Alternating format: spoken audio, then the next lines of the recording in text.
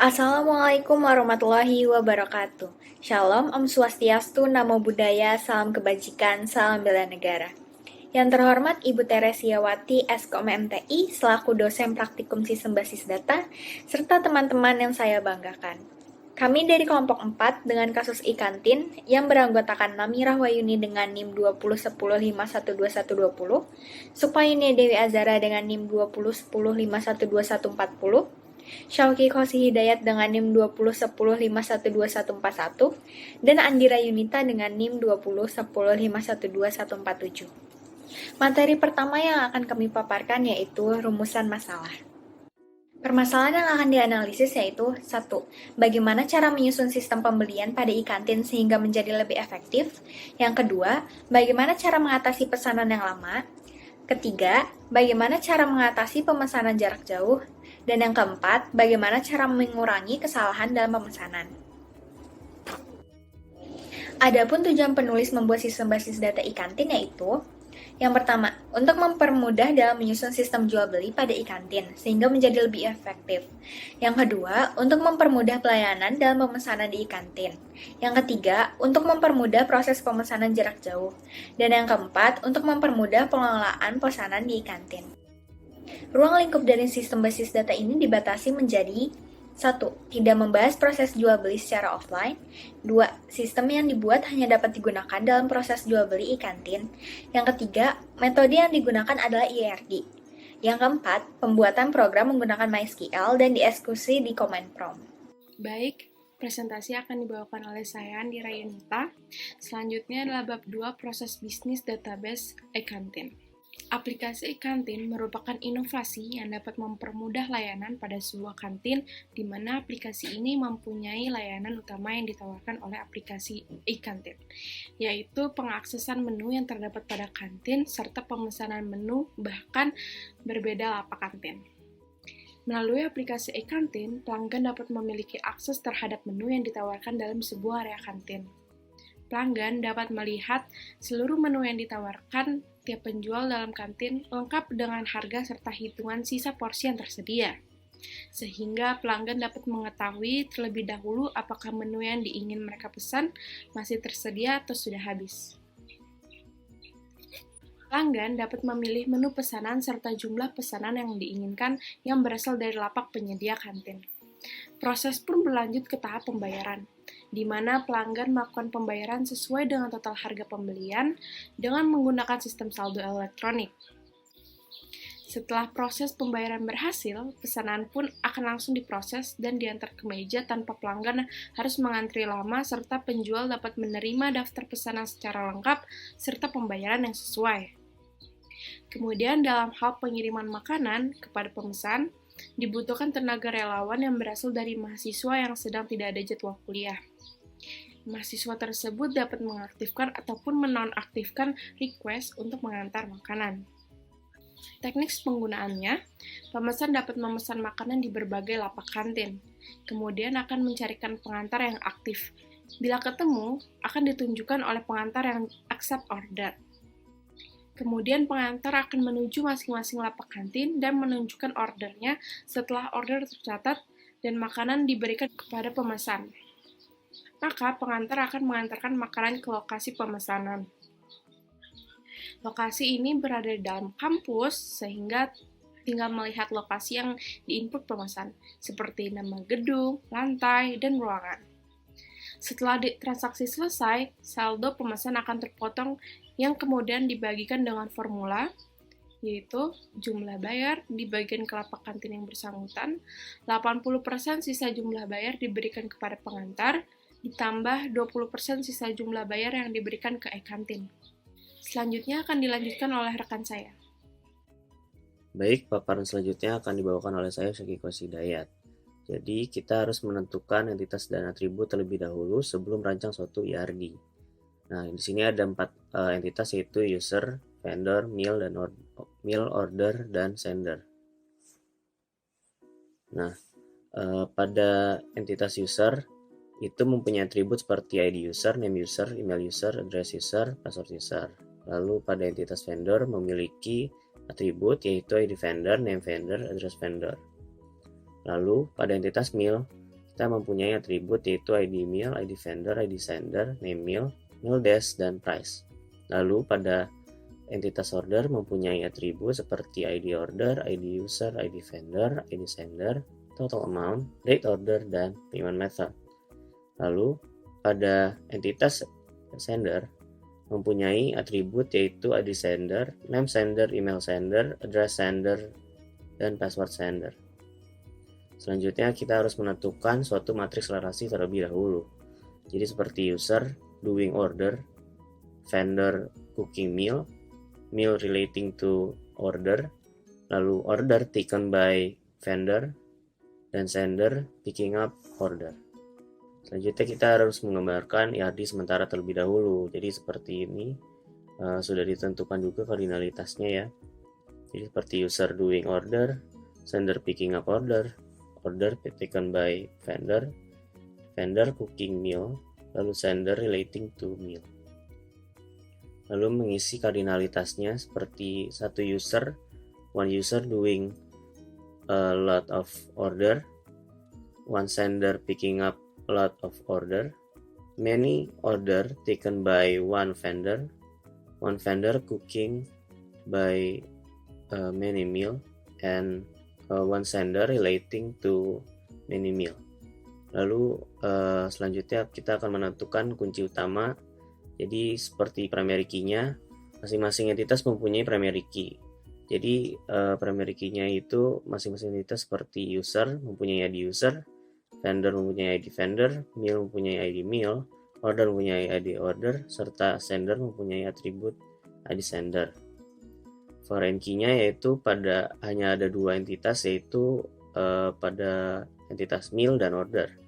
Meal mempunyai ID vendor, ID sender, lalu order mempunyai 3 atribut yang menjadikan foreign key, yaitu ID user, ID meal, serta ID sender. Kita akan menggambarkan suatu ERD berdasarkan suatu kunci dan atribut. Nah, di sini terlihat jelas ya bahwa user mempunyai ID user, name user, address user, dan lain sebagainya yang direlasikan menjadi doing di situ, relasi doing, melakukan suatu order, entitas order. Nah, di situ juga order mempunyai payment method, ID order, dan sebagainya. Lalu one sender itu mempunyai atribut seperti name sender, ID sender, password sender, dan lain sebagainya. Lalu sender itu direlate atau direlasikan kepada meal. Seperti ada di dalam sana itu ada price, ada meal desk, ada nama meal, ID sender, ID vendor, ID meal. Lalu entitas vendor, satu vendor akan direlasikan oleh meal. Jadi satu vendor bisa memasak banyak meal atau banyak makanan. Jadi vendor juga di situ juga punya atribut juga. Selanjutnya kita akan membuat suatu logical record structure atau LRS. Di sini terlihat bahwa hubungan antara order dengan sender, dengan user, dengan vendor itu berkaitan erat ya. Lalu vendor itu juga berkaitan dengan meal, sender berkaitan juga dengan meal. Selanjutnya akan dibawakan oleh teman saya. Baik, materi selanjutnya akan dilanjutkan oleh saya, Namira Wahyuni. Selanjutnya yaitu perancangan basis data e-kantin, membuat rancangan tabel. Yang pertama yaitu membuat tabel user dengan field ID user, tipe data char, size 7, keterangan primary key not null. Selanjutnya field nama user dengan tipe data varchar, size 30, keterangan not null. Field ketiga yaitu password user dengan tipe data char, size 8, keterangan not null. Field keempat yaitu address user dengan tipe data text, keterangan not null. Field kelima yaitu email user dengan tipe data varchar, size 50. Tabel selanjutnya yaitu tabel sender dengan field ID sender, tipe data char, size 7, keterangan primary key not null. Field kedua yaitu nama sender dengan tipe data varchar, size 30, keterangan not null. Field ketiga yaitu password sender dengan tipe data char, size 8, keterangan not null. Field keempat yaitu address sender dengan tipe data teks keterangan not null. Field kelima yaitu email sender dengan tipe data varchar size 50. Selanjutnya yaitu membuat rancangan tabel vendor dengan isi field ID vendor, tipe data char, size 7, keterangan primary key not null. Field kedua yaitu nama vendor dengan tipe data varchar, size 30, keterangan not null. Field ketiga yaitu address vendor dengan tipe data teks, keterangan not null. Selanjutnya yaitu tabel mail dengan field ID mail, tipe data char, size 7, keterangan primary key not null. Field kedua yaitu ID vendor dengan tipe data char, size 7, keterangan foreign key not null. Field ketiga yaitu ID sender dengan tipe data char, size 7, keterangan foreign key not null. Field keempat yaitu nama mail dengan tipe data varchar, size 30, keterangan not null. Field kelima yaitu mail dash dengan tipe data teks, keterangan not null. Field keenam yaitu price dengan tipe data int, keterangan not null. Selanjutnya membuat tabel order dengan field ID order, tipe data char, size 7, keterangan primary key not null. Field kedua yaitu ID sender dengan tipe data char, size 7, keterangan foreign key not null.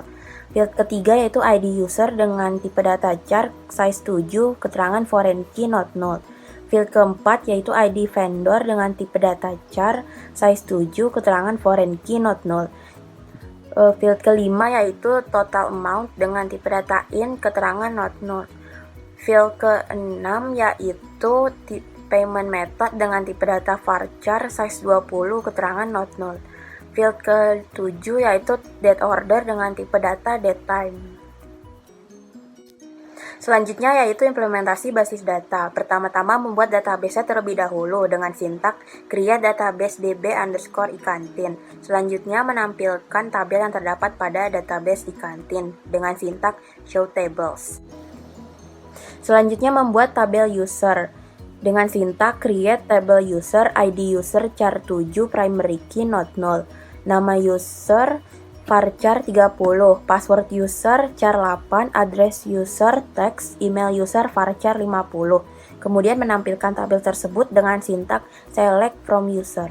Selanjutnya yaitu membuat tabel sender dengan sintak create table sender, ID sender char 7, primary key not null. Nama sender varchar 30, password sender char 8, address sender teks, email sender varchar 50. Kemudian menampilkan tabel sender dengan sintak select from sender. Selanjutnya yaitu membuat tabel vendor dengan sintak create table vendor, ID vendor char 7, primary key not null, nama vendor char 30, address vendor teks. Kemudian menampilkan tabel vendor dengan sintak select from vendor.